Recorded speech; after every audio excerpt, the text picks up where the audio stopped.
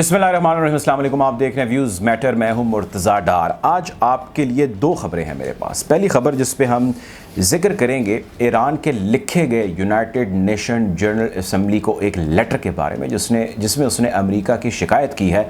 और शिकायत एक ऐसी चीज़ पे की है, एक ऐसी कंप्लेन रेज़ की है जिस पे कोई भी दुनिया का मुल्क या कोई भी दुश्मन मुल्क भी है, बदतरीन दुश्मन भी ऐसे इनिशिएटिव्स नहीं लेता जो अमेरिका ने लिए हैं। इंतहाई शर्मनाक चीज़ है। दूसरी जिस चीज़ पर आज मैं आपसे बात करूंगा वो ये है कि ईरान के डर से अमेरिका ने कुछ एयर बेसिस खाली करनी शुरू कर दी हैं। क्या ये हकीकत है या फसाना है, इसकी भी डिटेल में जाऊंगा।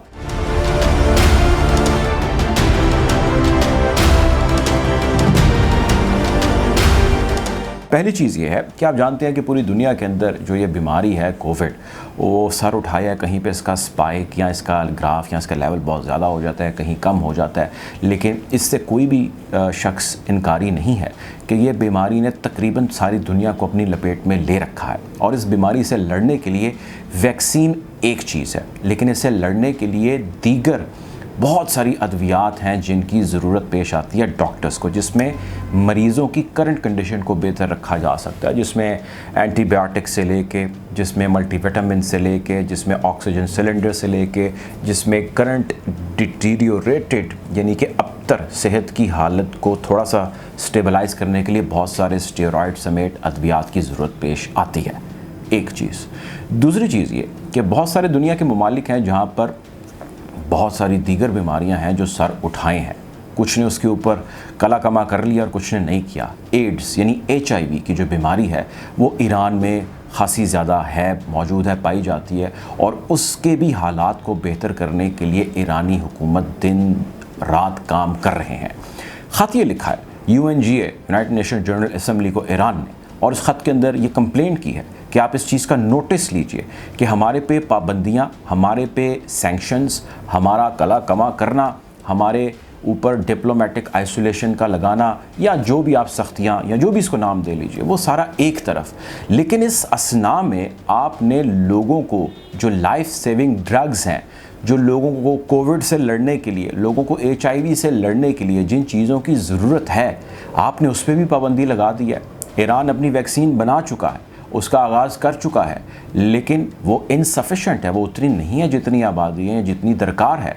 सिर्फ वैक्सीन ही नहीं चाहिए, इसके अलावा जैसे मैंने अर्ज़ किया कि बहुत सारी मेडिसिन, बहुत सारी ड्रग्स हैं जिसकी रिक्वायरमेंट है, लेकिन दुनिया के बेशतर ममालिक को ईरान के साथ ऑपरेट करने में या ट्रेड करने में सख्त तरीन पाबंदियों का, रिजेंटमेंट, रिटेलिएशन का सामना है वेस्ट की जानिब से, प्राइमरली अमेरिका की जानिब से। तो ईरानी अपनी अद्वियात नहीं मंगवा सकते, ईरानी अपना इलाज मुआवजा नहीं करवा सकते। अगर वो कुछ कराना चाहते हैं तो उन्हें किसी प्लान B पे जाना पड़ता है। सो पूरी दुनिया के पास शायद आज प्लान B नहीं है, और वैक्सीन कहीं पे 50% इफ़ेक्टिव है तो कहीं पे 90% इफ़ेक्टिव है, लेकिन स्टिल अभी तक 100% रिजल्ट्स कहीं से नहीं आ सके। सो एक ये कंप्लेंट रेज़ की गई है और भरपूर तरीके से की गई है और बरमला तरीके से की गई है।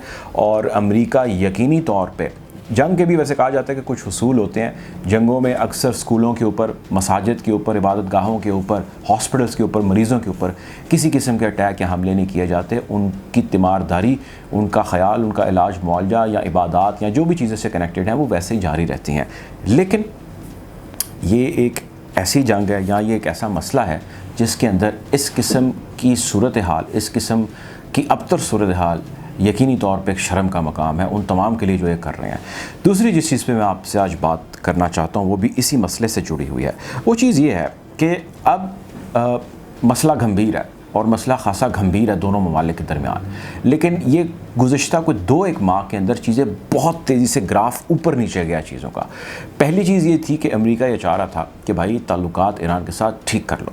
ये बात आप जानते हैं, इस पर हमारी कई वीडियोस मौजूद हैं। उन ताल्लुकात ठीक करने में उसने एक तरफ सऊदी अरब को एक्टिव किया, कहा कि भाई आप इनके साथ बैठें और यमन के प्रॉब्लम को सॉर्ट आउट करें, हम नहीं चाहते कोई मसला हो। और सऊदी बैठ गए, इराक़ के अंदर मुज़ाकरात शुरू हो गए।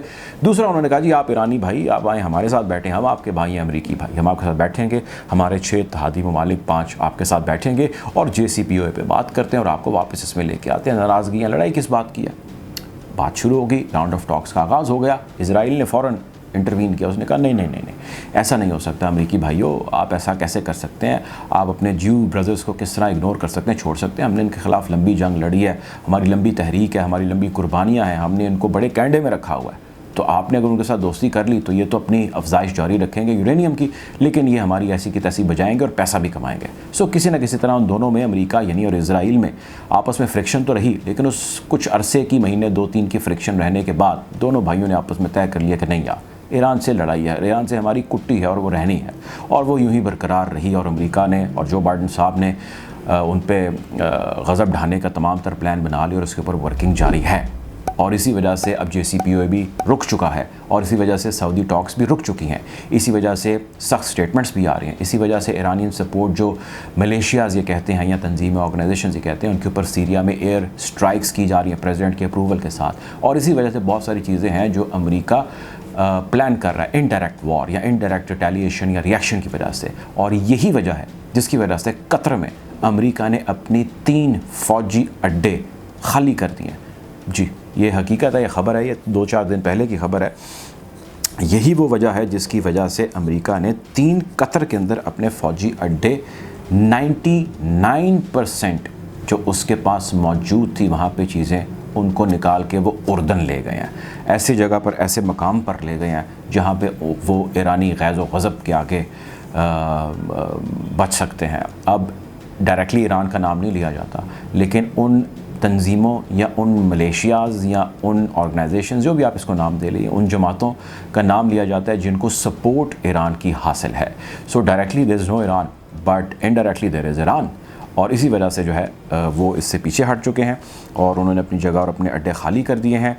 और इस अड्डे खाली किए जाने से मकसूद या उससे हासिल वो ये करना चाहते हैं कि किसी ना किसी तरह वो अपने मैक्सिमम डैमेज को कंट्रोल कर सकें। ज़ाहिर है ये उन पे हमलावर होंगी तो उनका बहुत सारा रिसोर्स ज़ाया होगा, जिसमें ह्यूमन रिसोर्स भी होगा, जिसमें इक्विपमेंट मशीनरी का भी रिसोर्स होगा।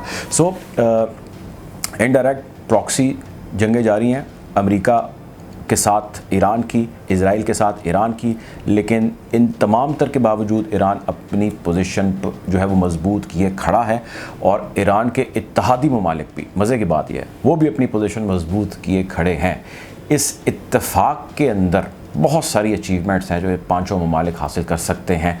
और अगर ये इत्तेफाक ना रहा तो इन पाँचों के लिए मसला हो जाएगा। और इन 5 से मुराद मेरी पाकिस्तान, ईरान, इराक़, चाइना और रशिया है। आने वाले वक्त में यकीनन इसी खत्ते से दुनिया की बड़ी ख़बरें निकलेंगी। हम आपको कोशिश करेंगे कि आपको लम्हा ब लम्हा सूरत हाल से अपडेट रखें और अपने व्यूज़ से आपको जो है वो बताते रहें, आपके साथ शेयर करते रहें। वीडियो अच्छी लगी तो चैनल को सब्सक्राइब करें ताकि ऐसी मज़ीद वीडियोज़ आप तक पहुँच सकें। अपना ख्याल रखिएगा, तो हमें याद रखिएगा। अल्लाह हाफ़िज़।